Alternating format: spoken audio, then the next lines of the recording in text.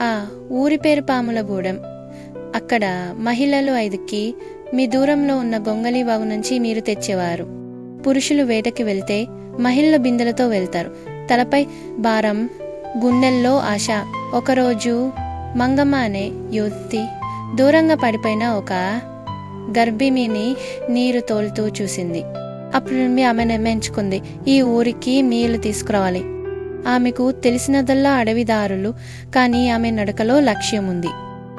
ఆమె అధికారులు దగ్గరకు వెళ్ళి విన్నవించింది. ఎవరూ పట్టించుకోలేదు.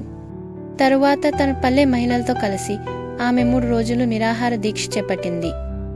స్థానిక మీడియా నింగోళ్లు స్పందించాయి. ప్రభుత్వం పిలిచింది.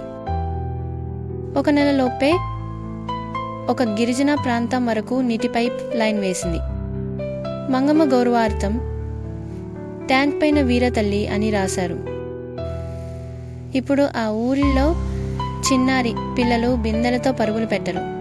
వాళ్లకు నీరు ఇంటి వద్దే. ఒక మహిళ నిశ్శబ్దంగా పోరాడితే ఒక ఊరు కొత్తగా పుట్టుతుంది. మంగమ్మ కథ ఒక చెమటలోని ఉద్యమ గాథ. మంగమ్మ పిల్లలతో కలిసి నీటి ట్యాంకు వద్ద నిల్చుని నవ్వుతూ. ఇలాంటి మరిన్ని కథల కోసం మా ఛానల్ సబ్స్క్రైబ్ చేసి లైక్, షేర్ చేసుకోండి. ధన్యవాదములు.